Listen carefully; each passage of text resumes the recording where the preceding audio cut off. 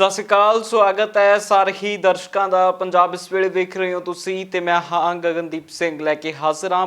ਪੰਜਾਬੀ ਅਤੇ ਪੰਜਾਬੀਅਤ ਦੇ ਨਾਲ ਜੁੜੀਆਂ ਖਾਸ ਖਬਰਾਂ। ਲਗਾਤਾਰ ਕਿਸਾਨੀ ਸੰਘਰਸ਼ ਜਾਰੀ ਹੈ ਤੇ ਇਸੇ ਕਿਸਾਨੀ ਸੰਘਰਸ਼ ਦੇ ਦਰਮਿਆਨ ਬੀਤੇ ਦਿਨੀ ਜੋ ਘਟਨਾਵਾਂ ਦਿੱਲੀ ਦੇ ਵਿੱਚ ਵਾਪਰੀਆਂ, ਉਸ ਘਟਨਾਵਾਂ ਨੂੰ ਲੈ ਕੇ ਵੱਖੋ ਵੱਖਰੇ ਸਿਆਸੀ ਬਿਆਨ ਸਾਹਮਣੇ ਆਉਣੇ ਸ਼ੁਰੂ ਹੋ ਚੁੱਕੇ ਨੇ। ਪਰ ਇਸ ਤੋਂ ਪਹਿਲਾਂ ਦੱਸੀਏ ਕਿ ਕੁਝ ਕਿਸਾਨ ਆਗੂਆਂ ਦੇ ਉੱਤੇ ਦਿੱਲੀ ਪੁਲਿਸ ਦੇ ਵੱਲੋਂ FIR ਦਰਜ ਕੀਤੀ ਗਈ ਹੈ, ਜਿਸ FIR ਦੇ ਵਿੱਚ ਵੱਖ-ਵੱਖ ਕਿਸਾਨ ਆਗੂਆਂ ਦੇ ਨਾਮ ਨੇ। ਦੱਸ ਦਈਏ ਕਿ ਕਿਸਾਨ ਪਰੇਡ ਦੌਰਾਨ ਹੋਈ ਹਿੰਸਾ ਦੇ ਲਈ ਦਿੱਲੀ ਪੁਲਿਸ ਨੇ ਕਿਸਾਨ ਲੀਡਰਾਂ ਖਿਲਾਫ ਕੇਸ ਦਰਜ ਕੀਤਾ ਹੈ। ਕਿਸਾਨ ਲੀਡਰ ਦਰਸ਼ਨਪਾਲ, ਰਜਿੰਦਰ ਸਿੰਘ, ਬਲਵੀਰ ਸਿੰਘ ਰਾਜੇਵਾਲ, ਬੂਟਾ ਸਿੰਘ ਬੁਰਜਗਿੱਲ ਅਤੇ ਜੋਗਿੰਦਰ ਸਿੰਘ ਉਗਰਾਹਾਂ ਤੇ ਵਾਅਦਾ ਖਿਲਾਫ ਕਰਨ ਦੇ ਦੋਸ਼ ਲੱਗੇ ਨੇ। ਪੁਲਿਸ ਦਾ ਕਹਿਣਾ ਹੈ ਕਿ ਕਿਸਾਨਾਂ ਨੇ ਟਰੈਕਟਰ ਰੈਲੀ ਲਈ ਜਾਰੀ NOC ਦੀ ਉਲੰਘਣਾ ਕੀਤੀ ਹੈ, ਇਸ ਲਈ ਇਸ FIR ਦੇ ਵਿੱਚ ਰਕੇਸ਼ ਟਕੈਤ ਦਾ ਵੀ ਨਾਮ ਹੈ। ਦੱਸ ਦਈਏ ਕਿ ਇਸ FIR ਦੇ ਵਿੱਚ ਹੁਣ ਤੱਕ 93 ਲੋਕਾਂ ਦੀ ਗ੍ਰਿਫਤਾਰੀ ਕੀਤੀ ਜਾ ਚੁੱਕੀ ਹੈ ਤੇ 200 ਲੋਕ ਹਿਰਾਸਤ ਦੇ ਵਿੱਚ ਲਏ ਗਏ ਨੇ। ਲਗਾਤਾਰ ਇਹ ਚਰਚਾਵਾਂ ਸੀ ਕਿ ਕਿਸਾਨ ਆਗੂਆਂ ਦੇ ਨਾਮ ਦੇ ਉੱਤੇ FIR ਦਰਜ ਹੋ ਸਕਦੀ ਹੈ। ਸੋ ਦਿੱਲੀ ਪੁਲਿਸ ਦੇ ਵੱਲੋਂ FIR ਦਰਜ ਕੀਤੀ ਗਈ ਹੈ ਕੁਝ ਕਿਸਾਨ ਆਗੂਆਂ ਦੇ ਨਾਮ ਦੇ ਉੱਤੇ। ਹਾਲਾਂਕਿ ਇਹਨਾਂ ਦੀ ਗ੍ਰਿਫਤਾਰੀ ਦੀ ਹਜੇ ਤੱਕ ਕੋਈ ਅਧਿਕਾਰਿਕ ਪੁਸ਼ਟੀ ਨਹੀਂ ਹੋਈ ਹੈ, ਪਰ ਜੋ ਹੁਣ ਤੱਕ ਦੀਆਂ ਖਬਰਾਂ ਸੀ ਉਸ ਦੇ ਮੁਤਾਬਿਕ ਕਿ ਦਿੱਲੀ ਪੁਲਿਸ ਨੇ ਵੱਡਾ ਫੈਸਲਾ ਲੈਂਦਿਆਂ ਕੁਝ ਕਿਸਾਨ ਆਗੂਆਂ ਦੇ ਖਿਲਾਫ ਵਾਅਦਾ ਖਿਲਾਫੀ ਦੀ ਧਾਰਾਵਾਂ ਵਰਤਦੇ ਹੋਏ ਕੁਝ IPC ਦੀਆਂ ਧਾਰਾਂ ਲਾਈਆਂ ਗਈਆਂ ਨੇ, ਜਿਸ ਦੇ ਤਹਿਤ ਕਿਸਾਨ ਆਗੂਆਂ ਦੇ ਖਿਲਾਫ ਹੁਣ ਮਾਮਲਾ ਦਰਜ ਹੋਇਆ ਹੈ। ਉਧਰ ਕਿਸਾਨਾਂ ਦੇ ਹੱਕ ਦੇ ਵਿੱਚ ਵੱਖੋ ਵੱਖਰੇ ਸਿਆਸੀ ਪ੍ਰਤੀਕਰਮ ਆਉਣੇ ਸ਼ੁਰੂ ਹੋ ਚੁੱਕੇ ਨੇ। ਭਾਜਪਾ ਆਗੂਆਂ ਨੂੰ ਛੱਡ ਕੇ ਸਾਰੀਆਂ ਹੀ ਸਿਆਸੀ ਧਿਰਾਂ ਹਜੇ ਵੀ ਕਿਸਾਨ ਆਗੂਆਂ ਦੇ ਨਾਲ ਡਟੀਆਂ ਖੜੀਆਂ ਨੇ। ਇਹਨਾਂ ਸਿਆਸੀ ਆਗੂਆਂ ਦਾ ਕਹਿਣਾ ਹੈ ਕਿ ਜੋ ਹਿੰਸਾ ਹੋਈ ਉਸ ਦੇ ਵਿੱਚ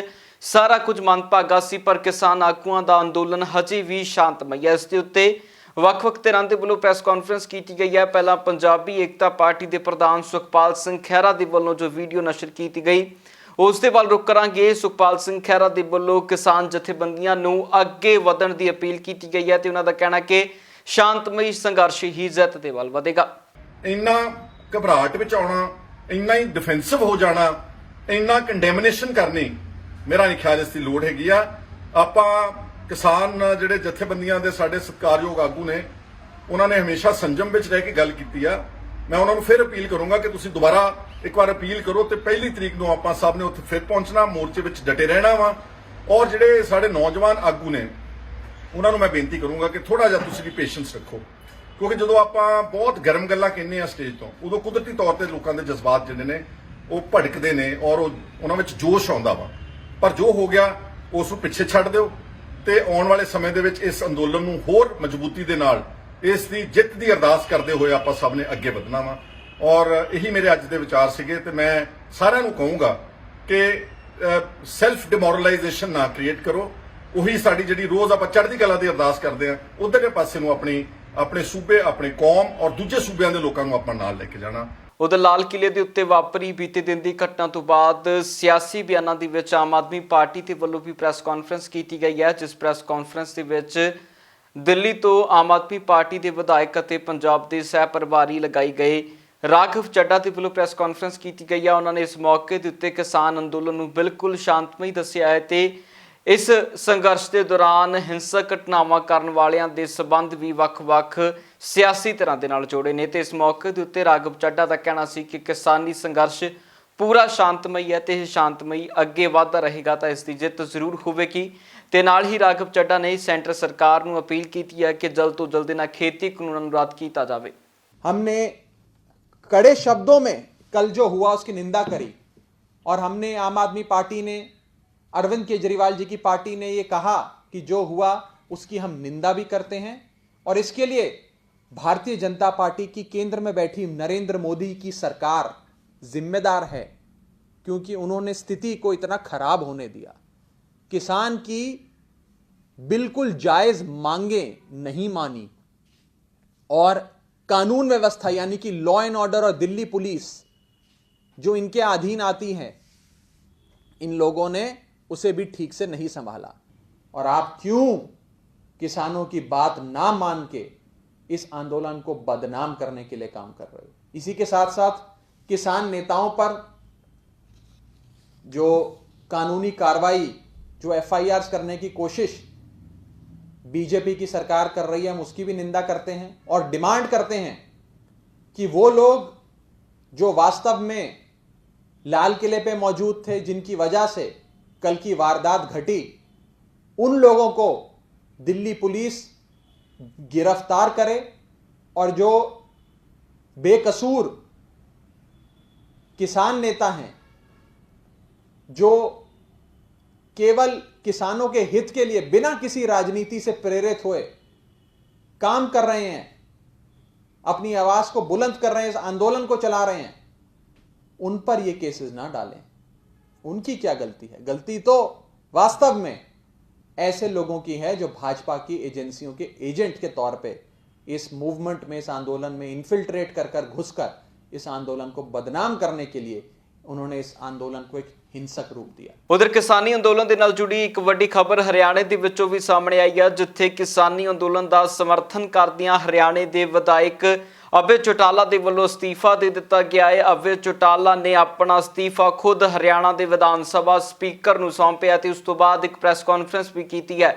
ਦੱਸ ਦਈਏ ਕਿ ਅਭੈ ਚੌਟਾਲਾ ਅੱਜ ਤੋਂ ਇੱਕ ਹਫ਼ਤਾ ਪਹਿਲਾਂ ਹੀ ਇਸ ਗੱਲ ਦਾ ਐਲਾਨ ਕਰ ਚੁੱਕੇ ਸਨ ਕਿ ਜੇਕਰ 26 ਜਨਵਰੀ ਤੱਕ ਕਿਸਾਨਾਂ ਦਾ ਕੋਈ ਹੱਲ ਨਹੀਂ ਹੁੰਦਾ ਤਾਂ ਉਹਨਾਂ ਦੇ ਵੱਲੋਂ ਵਿਧਾਨ ਸਭਾ ਦੇ ਵਿੱਚੋਂ ਅਸਤੀਫਾ ਦੇ ਦਿੱਤਾ ਜਾਵੇਗਾ ਤੇ ਇੱਕ ਵਾਰ ਫਿਰ ਅਸਤੀਫਾ ਦੇ ਦਿੱਤਾ ਗਿਆ ਹੈ। ਹੁਣ ਅਭੈ ਚੌਟਾਲਾ ਦੇ ਵੱਲੋਂ ਅਭੈ ਚੌਟਾਲਾ ਦਾ ਕਹਿਣਾ ਹੈ ਕਿ ਜੇਕਰ ਅਸੀਂ ਕਿਸਾਨਾਂ ਦੇ ਹੱਕ ਦੇ ਵਿੱਚ ਨਹੀਂ ਬੋਲ ਸਕਦੇ ਤਾਂ ਵਿਧਾਨ ਸਭਾ ਦੇ ਵਿੱਚ ਬੈਠਣ ਦਾ ਸਾਨੂੰ ਕੋਈ ਹੱਕ ਨਹੀਂ ਹੈ। ਇਸ ਤੋਂ ਚੱਲਦਿਆਂ ਵਿਧਾਨ ਸਭਾ ਦੇ ਵਿੱਚੋਂ ਹਰਿਆਣਾ ਦੇ ਵਿੱਚੋਂ ਅਸਤੀਫਾ ਦਿੱਤਾ ਗਿਆ ਹੈ। ਵੱਡੇ ਦਿੱਗਜ ਆਗੂ ਨੇ ਹਰਿਆਣੇ ਦੀ ਸਿਆਸਤ ਦੇ ਅਭੈ ਚੌਟਾਲਾ ਨੇ ਅਸਤੀਫਾ ਦਿੰਦਿਆਂ ਕਿਹਾ ਹੈ ਕਿ ਮੈਂ ਕਿਸਾਨਾਂ ਦੇ ਨਾਲ ਹਾਂ ਤੇ ਕਿਸਾਨ ਹਿੱਤ ਦੇ ਵਿੱਚ ਹੀ ਅਸਤੀਫਾ ਦੇ ਰਿਹਾ। ਦੱਸਦੀ ਕਿ ਅਭੈ ਚੌਟਾਲਾ ਦਾ ਨਾਮ ਇਸ ਕਰਕੇ ਵੱਡਾ ਵੀ ਮੰਨਿਆ ਜਾਂਦਾ ਕਿਉਂਕਿ ਅਭੈ ਚੌਟਾਲਾ ਦੁਸ਼ਯੰਤ ਚੌਟਾਲਾ ਦੇ ਰਿਸ਼ਤੇ ਦੇ ਵਿੱਚੋਂ ਚਾਚਾ ਲੱਗਦੇ ਨੇ ਤੇ ਅਭੈ ਚੌਟਾਲਾ ਲਗਾਤਾਰ ਵੱਡੀ ਸਿਆਸੀ ਧਿਰ ਦੇ ਰੂਪ ਦੇ ਵਿੱਚ ਹਰਿਆਣੇ ਦੇ ਵਿੱਚ ਕਾਬਜ਼ ਰਹੇ ਨੇ। ਅਭੈ ਚੌਟਾਲਾ ਦਾ ਅਸਤੀਫਾ ਹਰਿਆਣੇ ਦੀ ਸਿਆਸਤ ਦੇ ਵਿੱਚੋਂ ਵੱਡਾ ਝਟਕਾ ਮੰਨਿਆ ਜਾ ਰਿਹਾ ਹੈ। ਇਸ ਪ੍ਰੈਸ ਕਾਨਫਰੰਸ ਦੇ ਵਿੱਚ ਅਭੈ ਚੌਟਾਲਾ ਕੀ ਕਹਿ ਰਹੇ ਨੇ ਉਹ ਸੁਣਦੇ ਹਾਂ। पार्टी के सारे साथियों ने हमारे आपस में बैठ करके विचार हुआ और ये फैसला लिया गया कि अगर 26 जनवरी तक, क्योंकि गणतंत्र दिवस जो है वो हमारे लिए एक बहुत बड़ा पर्व है और बहुत सारे लोगों के दिमाग में ये थी, बहुत सारे साथियों की सोच ये थी कि 26 जनवरी तक हो सकता है कोई प्रधानमंत्री जी के समझ में आ जाए और ये कानून काले जो बनाए गए वापिस हो जाए।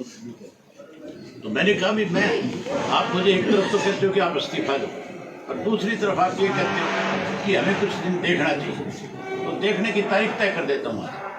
26 जनवरी तक अगर वापस हो गया तो ठीक है, नहीं होगा तो 27 को जाकर के स्पीकर को इस्तीफा सौंप दूँ। मैंने 2 दफ़ा इस्तीफे स्पीकर को पहले भेजे, लेकिन स्पीकर साहब ने क्यों नहीं मेरे इस्तीफे को उस वक्त ये कहा फ़ोन करके मुझे, या आपको नहीं बताया कि भी उनका इस्तीफा मेरे पास अगर मैं इस इस्तीफे को नहीं 26 तक उनकी जो उन्होंने कंडीशन गई वो नहीं पूरी होगी। उन्होंने मुझे कहा कि आप फिजिकली आकर के अपना इस्तीफा दें, इसलिए आज मैं स्पेशल अपना इस्तीफा उनको सौंपने के लिए आया था और मैं उनका आभारी हूँ कि उन्होंने मेरा इस्तीफा मंजूर किया। ਉਧਰ ਲੁਧਿਆਣਾ ਤੋਂ ਸਾਂਸਦ ਰਵਨੀਤ ਬਿੱਟੂ ਦੇ ਵੱਲੋਂ ਵੀ ਅਪੀਲ ਕੀਤੀ ਗਈ ਹੈ ਕਿਸਾਨ ਆਗੂਆਂ ਨੂੰ ਕਿ ਤੁਹਾਡਾ ਸੰਘਰਸ਼ ਸ਼ਾਂਤਮਈ ਹੈ, ਪਰ ਕੁਝ ਲੋਕਾਂ ਦੇ ਵੱਲੋਂ ਇਸ ਸੰਘਰਸ਼ ਨੂੰ ਖਰਾਬ ਕਰਨ ਦੀ ਕੋਸ਼ਿਸ਼ ਕੀਤੀ ਗਈ ਹੈ। ਤੇ ਨਾਲ ਹੀ ਰਵਨੀਤ ਬਿੱਟੂ ਦਾ ਕਹਿਣਾ ਸੀ ਕਿ ਉਹਨਾਂ ਦੇ ਵੱਲੋਂ ਆਉਣ ਵਾਲੇ ਪਾਰਲੀਮੈਂਟ ਸੈਸ਼ਨ ਦੇ ਵਿੱਚ ਕਿਸਾਨਾਂ ਦੀ ਗੱਲ ਸਭ ਤੋਂ ਅੱਗੇ ਰੱਖੀ ਜਾਵੇਗੀ ਅਤੇ ਕਿਸਾਨਾਂ ਦੀ ਆਵਾਜ਼ ਚੁੱਕਦਿਆਂ ਇਸ ਮਸਲੇ ਦਾ ਹੱਲ ਕਰਵਾਉਣ ਦੀ ਕੋਸ਼ਿਸ਼ ਰਵਨੀਤ ਬਿੱਟੂ ਦੇ ਵੱਲੋਂ ਪਾਰਲੀਮੈਂਟ ਦੇ ਵਿੱਚ ਕੀਤੀ ਜਾਵੇਗੀ। ਦੇਖੋ, ਸਰਕਾਰ ਨੂੰ ਵੀ ਗੱਲਬਾਤ ਨਾਲ ਵੀ ਪਤਾ ਲੱਗ ਗਿਆ, ਸਰਕਾਰ ਨੂੰ ਜੋ ਕੁਝ ਅੱਜ ਹੋਇਆ ਉਹਦਾ ਵੀ ਪਤਾ ਲੱਗ ਗਿਆ ਤੇ ਮੈਂ ਫਿਰ ਅੱਜ ਤੋਂ ਬਾਅਦ ਸਰਕਾਰ ਇਸ ਗੱਲ ਨੂੰ ਰਿਵਿਊ ਵੀ ਕਰੇਗੀ ਤੇ ਅਸੀਂ ਵੀ ਇੱਕ ਨਵੇਂ ਉਹਦੇ ਨਾਲ ਮੈਂ ਸਮਝਦਾ ਤਾਕਤ ਨਾਲ, ਕਿਉਂਕਿ ਉਦੋਂ ਜਦੋਂ ਅਸੀਂ ਪਾਰਲੀਮੈਂਟ 'ਚ ਬੋਲਦੇ ਸੀ ਉਹ ਸਮਝਦੇ ਸੀ ਇਹ ਓਪੋਜੀਸ਼ਨ ਵਾਲੇ ਬੋਲਦੇ ਆ।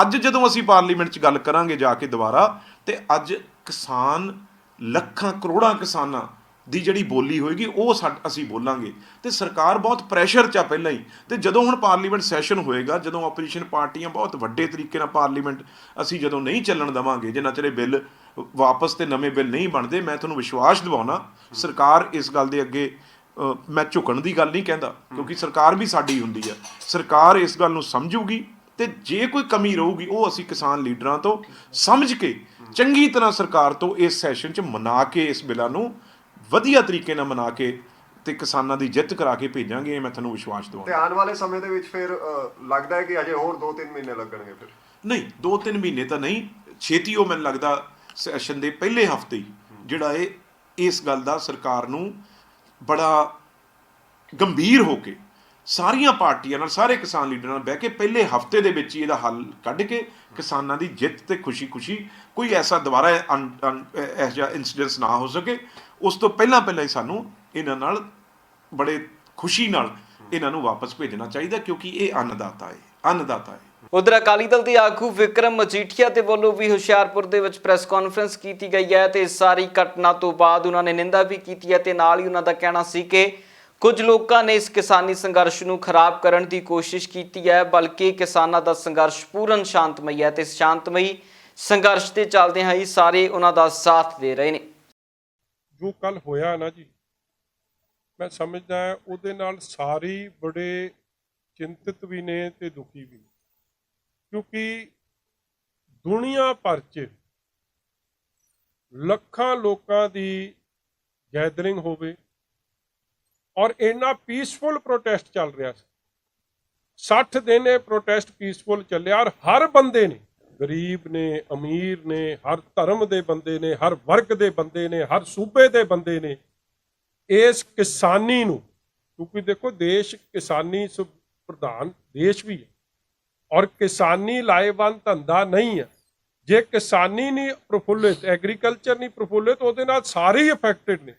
ਉਹ ਕਿਸਾਨ ਜਿਹੜਾ ਸਾਡੀ ਟੇਬਲ ਤੇ ਰੋਟੀ ਰੱਖਦਾ ਹੈ, ਉਹਦੀ ਚਿੰਤਾ ਜਦ ਉਹਨੂੰ ਖਾਲਿਸਤਾਨੀ ਕਿਹਾ ਗਿਆ, ਉਹਨੂੰ ਵਿਚੋਲੀਆ ਕਿਹਾ ਗਿਆ, ਉਹਨੂੰ ਨਕਸਲ ਕਿਹਾ ਗਿਆ, ਉਹਨੂੰ ਹਰ ਤਰੀਕੇ ਦੇ ਨਾਂ ਉਹਦੇ ਵਾਸਤੇ ਵਰਤੇ, ਮਗਰ ਦੇਸ਼ ਦੇ ਲੋਕ ਉਹਦੇ ਮਗਰ ਖਲੋਤੇ ਰਹੇ। ਔਰ ਇਹੀ ਕਾਰਨ ਹੋਇਆ ਕਿ ਚਾਹੇ ਉਹ ਮੀਡੀਆ ਸੀ, ਚਾਹੇ ਉਹ ਇੰਟਰਨੈਸ਼ਨਲ ਫੋਰਮ ਤੇ ਪ੍ਰਾਈਮ ਮਿਨਿਸਟਰ ਸਨ, ਰਾਸ਼ਟਰਪਤੀ ਸਨ, ਮੈਂਬਰ ਪਾਰਲੀਮੈਂਟ ਸਨ, ਵਰਲਡ ਓਵਰ ਇਹ ਜੀ ਸਪੋਰਟ, ਇਹ ਜੀ ਮੂਵਮੈਂਟ ਸਾਨੂੰ ਕਦੇ ਵੇਖਣ ਨੂੰ ਨਹੀਂ ਮਿਲੀ। ਔਰ ਸ਼੍ਰੋਮਣੀ ਅਕਾਲੀ ਦਲ ਹਰ ਪੀਸਫੁਲ ਪ੍ਰੋਟੈਸਟ ਦਾ ਸ਼ਾਂਤਮਈ ਤਰੀਕੇ ਨਾਲ, ਕੋਈ ਪ੍ਰੋਟੈਸਟ ਡੈਮੋਕ੍ਰੇਸੀ 'ਚ ਸਾਡਾ ਹੱਕ ਵੀ ਆ, ਹੋਣਾ ਵੀ ਚਾਹੀਦਾ ਔਰ ਸਰਕਾਰਾਂ ਨੂੰ ਉਹਨਾਂ ਪ੍ਰੋਟੈਸਟਾਂ ਵੱਲ ਦੇਖਣਾ ਵੀ ਚਾਹੀਦਾ, ਇਹਦੇ ਹੱਕ 'ਚ। ਮਗਰ ਕੱਲ ਜੋ ਗੱਲ ਹੋਈ ਆ, ਦੇਖੋ ਉਹਦੇ ਲਈ ਜਿਹੜੇ 3-4 ਲੋਕ ਜ਼ਿੰਮੇਵਾਰ ਆ, ਉਹਨਾਂ ਦਾ ਪਰਦਾਫਾਸ਼ ਟੀਵੀ ਚੈਨਲਾਂ 'ਚ, ਸੋਸ਼ਲ ਮੀਡੀਆ 'ਚ ਹੋ ਹੀ ਰਿਹਾ, ਜਿਨ੍ਹਾਂ ਦਾ ਗੇਮ ਸਿਰਫ ਇੱਕ ਸੀ ਕਿ ਉਹ ਆਪ ਤਾਂ ਕਿਸਾਨ ਵੀ ਨਹੀਂ ਉਹਨਾਂ 'ਚੋਂ ਕਈ, ਕੋਈ ਕੁਛ ਕਰਦਾ, ਕੋਈ ਪੁੱਠੇ ਸਿੱਧੇ ਕੰਮ ਕੁਛ ਕਰਦਾ ਰਿਹਾ, ਕੋਈ ਕੁਛ ਕਰਦਾ ਰਿਹਾ, ਕੋਈ ਆਪਦੇ ਹਾਲੇ ਵੀ ਸ਼ਾਇਦ ਐਕਟਿੰਗ ਦੀ ਸਟੇਜ ਹੀ ਸਮਝੀ ਜਾਂਦੇ ਆ। ਮਗਰ ਉਹਨਾਂ ਨੇ ਜੋ ਨੁਕਸਾਨ ਕੀਤਾ ਅਸਲ ਖੇਤ ਮਜ਼ਦੂਰ ਦਾ ਤੇ ਕਿਸਾਨ ਦਾ, ਮੈਂ ਸਮਝਦਾ ਦੁਨੀਆ ਕਦੇ ਉਹਨਾਂ ਨੂੰ ਮਾਫ ਨਹੀਂ ਕਰੂਗੀ। ਉਧਰ ਸਿੱਖ ਕੌਮ ਦੇ ਮਹਾਨ ਸ਼ਹੀਦ ਬਾਬਾ ਦੀਪ ਸਿੰਘ ਜੀ ਦੇ ਜਨਮ ਦਿਹਾੜੇ ਦੇ ਮੌਕੇ ਦੇ ਉੱਤੇ ਪੂਰੇ ਪੰਜਾਬ ਦੇ ਸਮੇਤ ਵਿਸ਼ਵ ਭਰ ਦੇ ਵਿੱਚ ਵੱਖ-ਵੱਖ ਥਾਵਾਂ ਦੇ ਉੱਤੇ ਧਾਰਮਿਕ ਸਮਾਗਮ ਕਰਵਾਏ ਗਏ। ਉੱਥੇ ਹੀ ਇਸੇ ਦਿਨ ਸ਼੍ਰੀ ਅਕਾਲ ਤਖਤ ਸਾਹਿਬ ਦੇ ਉੱਤੇ ਵੀ ਧਾਰਮਿਕ ਸਮਾਗਮ ਕਰਵਾਏ ਗਏ ਨੇ ਤੇ ਇਸ ਦਿਨ ਨੂੰ ਲੈ ਕੇ ਸ਼੍ਰੀ ਅਕਾਲ ਤਖਤ ਸਾਹਿਬ ਦੇ ਜਥੇਦਾਰ ਗਿਆਨੀ ਹਰਪ੍ਰੀਤ ਸਿੰਘ ਨੇ ਵੀ ਵੀਡੀਓ ਬਿਆਨ ਜਾਰੀ ਕੀਤਾ ਹੈ। 14 ਮਾਘ 27 ਜਨਵਰੀ ਨੂੰ ਧੰਨ ਧੰਨ ਬਾਬਾ ਦੀਪ ਸਿੰਘ ਜੀ ਦਾ ਜਨਮ ਦਿਵਸ ਖਾਲਸਾ ਪੰਥ ਮਨਾ ਰਿਹਾ ਹੈ। ਸ੍ਰੀ ਅੰਮ੍ਰਿਤਸਰ ਸਾਹਿਬ ਦੀ ਪਾਵਨ ਧਰਤੀ ਦੇ ਉੱਤੇ ਇਹ ਪੁਰਬ ਮਨਾਇਆ ਜਾਣਾ ਹੈ, ਜਿੱਥੇ ਬਾਬਾ ਦੀਪ ਸਿੰਘ ਜੀ ਨੇ ਮਹਾਨ ਸ਼ਹੀਦੀ ਪ੍ਰਾਪਤ ਕੀਤੀ। ਨਗਰ ਕੀਰਤਨ ਹੋਣੇ ਨੇ, ਸ੍ਰੀ ਅਖੰਡ ਪਾਠ ਸਾਹਿਬ ਜੀ ਦੀ ਸਮਾਪਤੀ ਤੋਂ ਬਾਅਦ ਦੀਵਾਨ ਸਜਣੇ ਨੇ ਤੇ ਇਸੇ ਤਰ੍ਹਾਂ ਤਖਤ ਸ੍ਰੀ ਦਮਦਮਾ ਸਾਹਿਬ ਦੀ ਪਾਵਨ ਧਰਤੀ ਦੇ ਉੱਤੇ 27 ਜਨਵਰੀ ਨੂੰ ਜਿੱਥੇ ਪਾਠ ਦੀ ਸਮਾਪਤੀ ਹੋਣੀ ਹੈ, ਉੱਥੇ ਇਲਾਹੀ ਬਾਣੀ ਦੇ ਕੀਰਤਨ ਦੀਵਾਨ ਜਿਹੜੇ ਸਜਾ ਕੇ ਉਹ ਕੀਤੇ ਜਾਣੇ ਨੇ। ਮੈਂ ਧੰਨ ਧੰਨ ਬਾਬਾ ਦੀਪ ਸਿੰਘ ਜੀ ਦੇ ਜਨਮ ਦਿਨ ਦੀਆਂ ਸਮੂਹ ਖਾਲਸਾ ਪੰਥ ਨੂੰ ਵਧਾਈਆਂ ਦਿੰਦਾ ਔਰ ਨਾਲ ਹੀ ਇਹ ਵੀ ਅਪੀਲ ਕਰਦਾ ਕਿ ਇਹ ਸ਼ਹੀਦ ਸਾਡਾ ਵਿਰਸਾ ਹੈ, ਸ਼ਹਾਦਤ ਸਾਡੀ ਵਿਰਾਸਤ ਹੈ। ਆਪਣੇ ਵਿਰਸੇ ਨੂੰ, ਆਪਣੀ ਵਿਰਾਸਤ ਨੂੰ ਕਦੇ ਨਾ ਭੁੱਲੀਏ, ਆਪਣੇ ਵਿਰਸੇ ਤੇ ਮਾਣ ਕਰੀਏ, ਆਪਣੀ ਵਿਰਾਸਤ ਤੇ ਮਾਣ ਕਰੀਏ ਔਰ ਵਿਰਾਸਤ ਤੇ ਮਾਣ, ਵਿਰਸੇ ਤੇ ਮਾਣ ਤਦੇ ਰਹਿ ਸਕਦਾ ਹੈ ਜੇ ਅਸੀਂ ਆਪਣੇ ਸ਼ਹੀਦਾਂ ਨੂੰ ਹਮੇਸ਼ਾ ਹੀ ਜਿਹੜਾ ਹੈ ਯਾਦ ਕਰਦੇ ਰਹਾਂਗੇ। ਯਾਦ ਕਰੀਏ। ਧੰਨ ਧੰਨ ਬਾਬਾ ਦੀਪ ਸਿੰਘ ਜੀ ਦੇ ਇੱਕ ਵਾਰੀ ਫਿਰ ਜਨਮ ਦਿਨ ਦੀਆਂ ਬਹੁਤ-ਬਹੁਤ ਸਿੱਖ ਸੰਗਤ ਨੂੰ, ਸਮੁੱਚੇ ਗੁਰੂ ਖਾਲਸਾ ਪੰਥ ਨੂੰ ਵਧਾਈਆਂ। ਪੰਜਾਬ ਇਸ ਵੇਲੇ ਦੇ ਵਿੱਚ ਫਿਲਹਾਲ ਦੇ ਲਈ ਨਹੀਂ, ਫਿਰ ਮੁੜ ਹਾਜ਼ਰ ਹੁੰਨੇ ਆ ਨਵੀਆਂ ਤੇ ਤਾਜ਼ਾ ਅਪਡੇਟਸ ਦੇ ਨਾਲ। ਤਦ ਤੱਕ ਲਈ ਮੈਨੂੰ ਦਿਓ ਇਜਾਜ਼ਤ। ਬਹੁਤ ਬਹੁਤ ਧੰਨਵਾਦ।